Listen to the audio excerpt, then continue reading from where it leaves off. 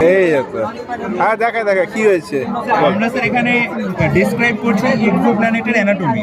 তো এক্সোপ্ল্যানেট কারা? এক্সোপ্ল্যানেট হচ্ছে সেই সমস্ত প্ল্যানেট যারা আমাদের সোলার সিস্টেমের বাইরে যে সমস্ত সান রয়েছে তাদেরকে অরবিট করছে, এবং তাদের অ্যানাটমি এবং স্ট্রাকচার খুবই ইন্টারেস্টিং এবং ইম্পর্টেন্ট। কারণ এমন হতে পারে যে আমরা এখন 5,600 বেশি কনফার্ম এক্সোপ্ল্যানেট খুঁজে পেয়েছি সারা ইউনিভার্সে, সেটা হচ্ছে জুলাইয়ের ডেটা।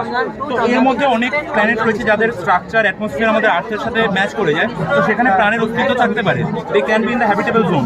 এছাড়া আরও অনেক প্ল্যানেট আছে যারা প্রচুর হট, যে পুরো লাভায় ভরা, আবার কিছু আছে পুরো আইস জায়েন্টস। আমরা এখানে স্যার 4 রকম আমরা শো করেছি, সেটা হচ্ছে gas giant, ocean world, lava planet and super earth. এখানে গ্যাস জায়েন্টের উদাহরণ রয়েছে স্যার ওয়াস্প ফুয়েল বি। আচ্ছা, তো এর যে স্ট্রাকচারটা হয়, এর বাইরে থাকে হাইড্রোজেন অ্যান্ড হিলিয়াম অ্যাটমসফিয়ার। এবার এর ভেতরে যে ম্যান্টেলটা রয়েছে, সেই ম্যান্টেলটা রয়েছে মেটালিক হাইড্রোজেন, মানে হাইড্রোজেন সেখানে আয়োনাইজ ফর্মে রয়েছে, সেজন্য আমরা ওটাকে বলছি মেটালিক। মানে এর ভেতরে যে হাইড্রোজেনটা আছে আর জুপিটারের ভেতরে যে লিকুইড ফর্মটা আছে আর সানের ওইখানে যে প্লাজমা ফর্মটা আছে, তিনটে কি এক না আলাদা? তিনটে আলাদা, একটা আয়োনাইজ প্লাজমা, একটা লিকুইড। বাট জুপিটার আর ওয়াস্প ফুয়েল বি যেটা এটা ক্লোজ, কারণ এই দুটো হচ্ছে গ্যাস জায়েন্ট। আচ্ছা, জুপিটারের বাইরেও আমরা একটা গ্যাসিয়াস লেয়ার আছে, স্যাটার্ন একটা gas. What about magnetic field? Magnetic field sir এটা কারণ জুপিটারের ম্যাগনেটিক ফিল্ড সাংঘাতিক, পুরো সোলার সিস্টেমে সবার থেকে বেশি আফটার সান।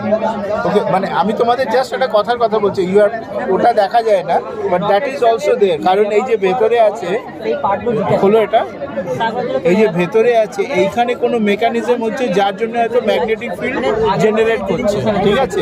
এই সব কটার ম্যাগনেটিক ফিল্ডের কি খবর, একটা কথার কথা বললাম। ওকে, হ্যাঁ, বোঝাও। স্যার যে কোডটা রয়েছে সেটা রয়েছে রকি কোড, এক্সটেন্ড রয়েছে ওশেন ওয়ার্ল্ড।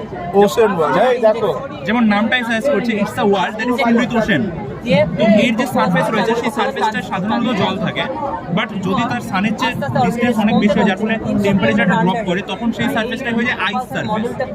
এর যে ম্যান্টেলটা রয়েছে, সেই ম্যান্টেলটা রয়েছে আইসের mantle, and the core that is also rocky core. and this is the region where life can sustain. Yeah, this is the Temperature is very high, here low and in between, but the problem is that ওই যারা থাকে পোকা মাকড় alien, তারা সারফেসে এলে তো মরে যাবে। সারফেস প্রচুর লোডেড, So we cannot, মানে আমরা ওদের সাথে কমিউনিকেট কি করে করব, সেটা একটা problem. Life can be possible there, Yes. But we can't communicate with Yes, আমরা yes. কনফার্ম বলতে পারছি না যে ওশেন ওয়ার্ল্ডে আদৌ লাইফ আছে কিনা। Right, right. আমরা উদাহরণ হিসেবে দেখেছি Kepler 22b, Kepler 22b। Then our next candidate is lava planet. এই লাভা প্ল্যানেট উদাহরণ হিসেবে আমরা দেখেছি 55 ক্যান্সারি।